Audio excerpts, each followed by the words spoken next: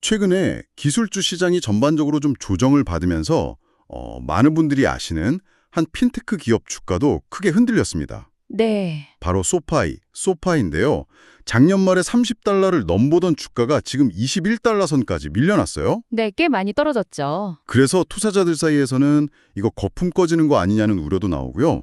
그런데 이런 분위기 속에서 시티즌스 JMP의 데빈 라이언이라는 한 애널리스트가 완전히 정반대의 목소리를 냈습니다. 아, 그렇죠. 시장이 소파이를 완전히 오해하고 있다. 지금이 오히려 엄청난 기회다. 이러면서 목표 주가를 $30로 제시한 거죠. 네, 바로 그 지점이 오늘 이야기의 아주 흥미로운 출발점입니다.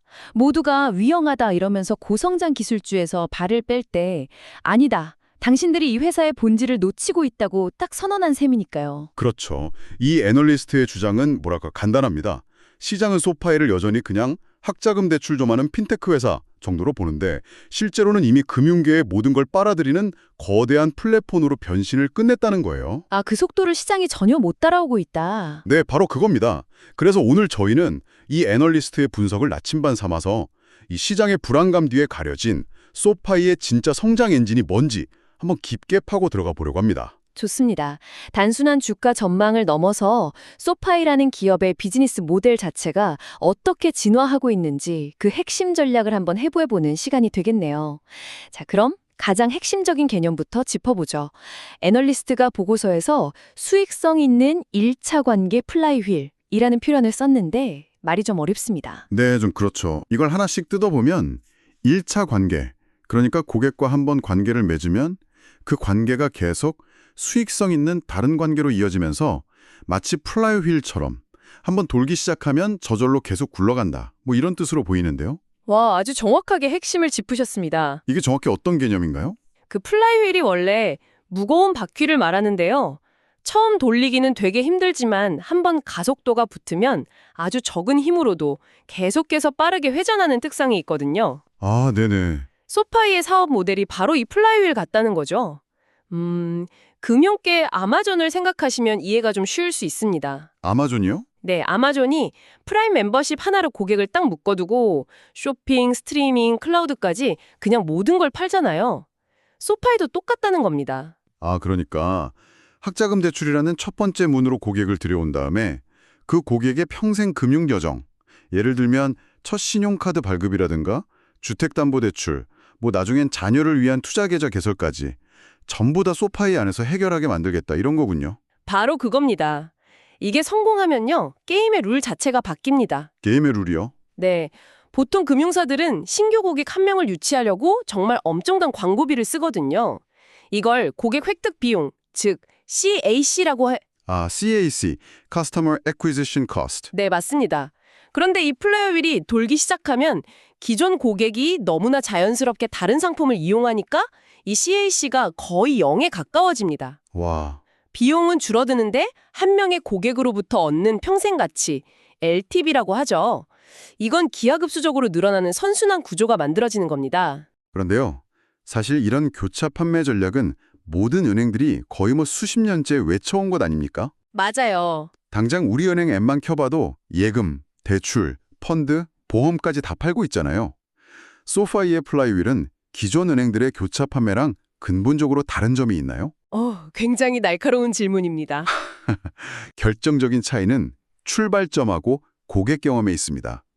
전통은행은 이미 수많은 상품을 가진 상태에서 고객한테 이것도 사세요, 저것도 사세요 이렇게 좀 푸시하는 방식이잖아요. 네, 그렇죠. 하지만 소파이는 명확한 첫 번째 니즈, 그러니까 학자금 대출이라는 비교적 낮은 허들로 젊은 고객들을 싹 끌어들입니다. 그리고 이들이 사회생활을 시작하면서 필요한 금융상품들을 마치 맞춤형 서비스처럼 딱 맞는 타이밍에 제안하는 거죠.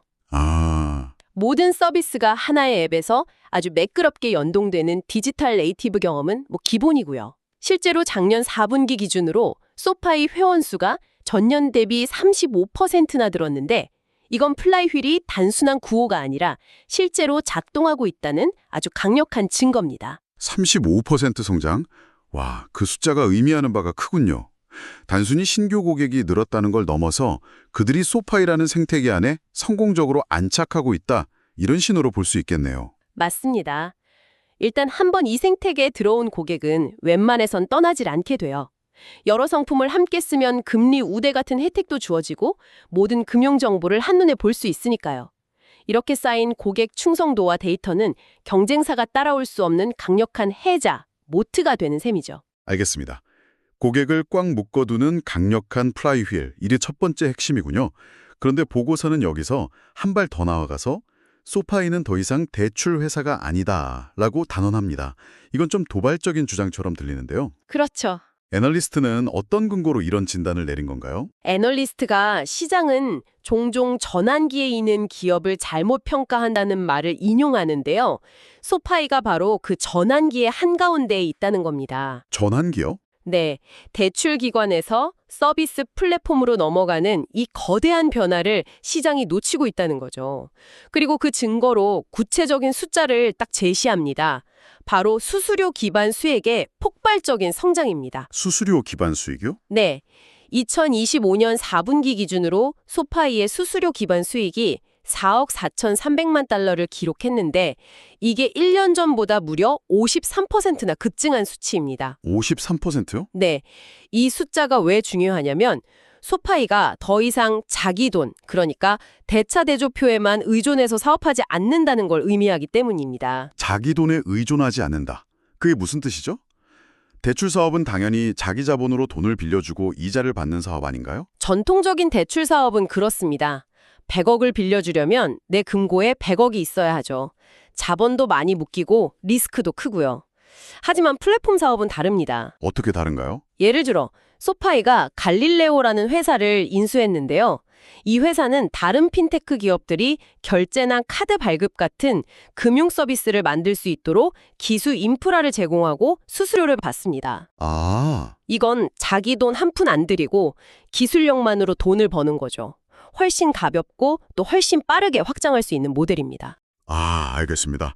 그러니까 자기 돈으로 직접 대출 장사를 하는 이 무거운 모델에서 다른 회사들이 장사할 수 있게 판을 깔아주고 수수료를 받는 가벼운 모델로 체질이 바뀌고 있다는 거군요. 정확합니다. 그리고 그 플랫폼 전략의 백미는 보고서에서 언급된 과거에 거절되었던 수요를 수익화하는 능력입니다.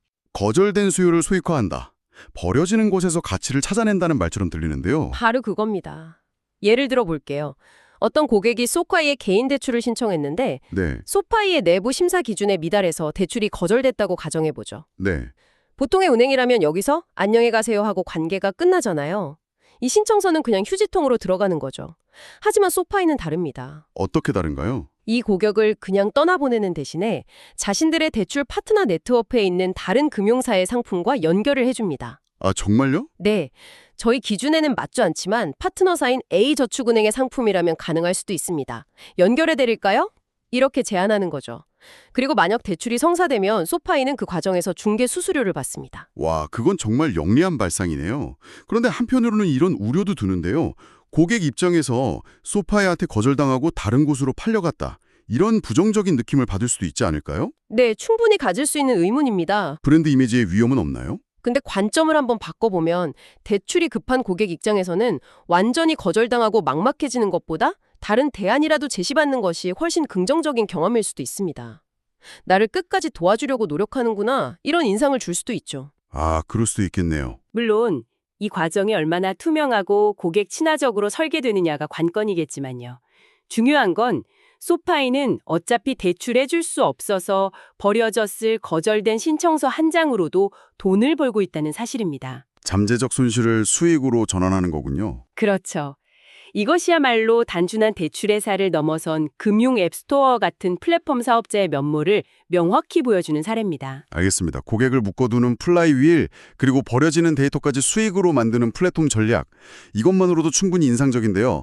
근데 보고서는 여기서 한 발 더 나아가서 인공지능, 암호화폐, 토큰화 같은 훨씬 미래적인 이야기를 하더군요. 네. 솔직히 이건 좀 뜬구름 잡는 이야기처럼 들릴 수도 있는데 애널리스트는 왜 소파이가 이 분야에서 승리할 자격, 라이트 윈이 있다고까지 확신하는 걸까요? 그 자신감의 근원은 바로 앞서 이야기한 거대한 고객 유입 경로에 있습니다. 아, 기존 고객들? 네.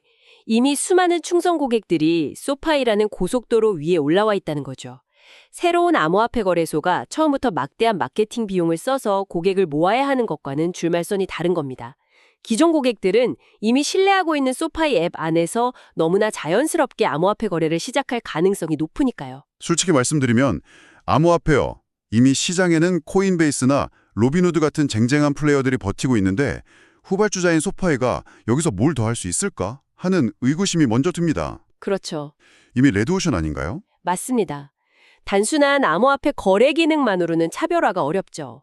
그래서 애널리스트가 주목하는 건 거래 기능을 넘어서는 소파이의 더 큰 그림입니다. 더 큰 그림이라면 실제로 소파이는 작년 4분기에 암호화폐 거래 플랫폼을 출시한 데 이어서 소파이 USD, 소파이 USD라는 자체 스테이블 코인까지 선보였습니다. 이건 단순한 중개자를 넘어서 이 생태계의 핵심 플레이어가 되겠다는 의지를 보여주는 거죠. 자체 코인까지 발행했다는 건 훨씬 더 깊이 이 시장에 진입하겠다는 뜻으로 보이네요. 그렇습니다. 하지만 애널리스트가 보는 진짜 잠재력, 소위 게임 체인저는 바로 토큰화 기술에 있습니다. 토크나요? 네, 조금 생소한 개념일 수 있는데요. 대출 채권이나 부동산, 미술품 같은 기존의 실물 자산들을 블록체인 기반의 디지털 토큰으로 잘게 쪼개는 기술입니다. 예를 들면 제가 받은 1억 원짜리 주택담보대출 채권을 1만 개의 토큰으로 쪼개서 여러 사람이 주식처럼 단돈 1만 원으로도 그 채권의 일부를 사고 팔 수 있게 된다. 뭐 이런 건가요? 바로 그겁니다. 완벽한 예시예요. 상상해보세요. 지금까지는 수십억짜리 강남 빌딩에 투자하려면 거액의 자산가여야만 했잖아요. 그렇죠. 하지만 이걸 수백만 개의 토큰으로 쪼개면 우리가 커피 한 잔 값으로 강남 빌딩의 디지털 벽돌 한 장을 소유할 수 있게 되는 겁니다. 와, 유동성이 없던 자산에 유동성이 생기고 거래 비용은 획기적으로 줄어들고 모든 거래 기록은 블록체인에 투명하게 남게 되죠. 정말 금융의 민주화가 이루어지는 거네요. 그런데 그게 소파이랑 무슨 상관이 있는 거죠? 소파이는 이미 대출, 주식 투자, 부동산 담보대출 등 토큰화할 수 있는 거의 모든 종류의 금융자산을 이미 다루고 있습니다. 즉 토큰화라는 새로운 기술을 적용할 수 있는 완벽한 실험장이자 사업 모델을 갖추고 있는 거죠. 애널리스트의 분석은 소파이가 바로 이 혁명의 중심에서 대출 채권, 투자 상품 등 모든 것을 토큰화하는 미래의 디지털 자산 거래소가 될 잠재력이 있다는 겁니다. 그렇군요. 그는 소파이가 인공지능과 토큰화를 통해서 아직 목표 시장의 표면을 긁는 수준에 불과하다고 평가했습니다. 그만큼 앞으로 펼쳐질 성장 가능성이 무한하다는 뜻이죠. 정리해보자면 시장은 소파이를 과거의 기준으로 보고 주가를 할인하고 있지만 이 애널리스트는 소파이의 미래 가치를 보고 있다는 거군요. 네, 그렇습니다. 고객을 끌어들이고 영원히 머무르게 하는 강력한 플라이휠 효과, 자기 자본의 한계를 벗어나게 해주는 플랫폼으로의 전환, 그리고 금융의 미래를 바꿀 토큰화라는 잠재력, 이 세 가지가 그가 소파이를 낙관적으로 보는 핵심 근거인 셈이네요. 네, 하지만 물론 보고서에서 장밋빛 미래만 이야기한 것은 아닙니다. 이러한 신기술 도입이 실제 수익으로 어떻게 그리고 얼마나 빠르게 이어질지는 계속 지켜봐야 할 부분이고요. 그 과정이 울퉁불퉁할 수 있다. The path can be lumpy. 고 분명히 경고했습니다. 그 과정이 순탄치만은 않을 것이다. 네, 아이디어가 현실이 되는 과정에는 수많은 변수가 존재하니까요. 결국 현재 시장의 깊은 회의론과 이 혼란스러운 전환기가 바로 일생일대의 기회라고 보는 애널리스트의 대담한 긍정론이 팽팽하게 맞서고 있는 상황이라고 할 수 있겠습니다. 오늘 저희가 살펴본 것처럼 소파이는 전통금융과 신기술의 경계에서 아주 흥미로운 도전을 하고 있습니다. 여기서 이 이야기를 듣고 계신 여러분께 한번 생각해 볼 만한 질문을 던지면서 마무리하고 싶습니다. 네, 만약 대출, 투자, 심지어 우리가 사는 집까지 모든 자산이 블록체인 위에서 토큰화되어 24시간 거래되는 시대가 온다면 미래의 은행은 과연 어떤 모습일까요? 10년 후 금융시장의 승자는 과연 수백 년의 역사를 자랑하는 전통적인 은행의 모습을 하고 있을까요? 아니면 소파이처럼 기술을 기반으로 모든 것을 새롭게 쌓아올린 테크 기업의 모습을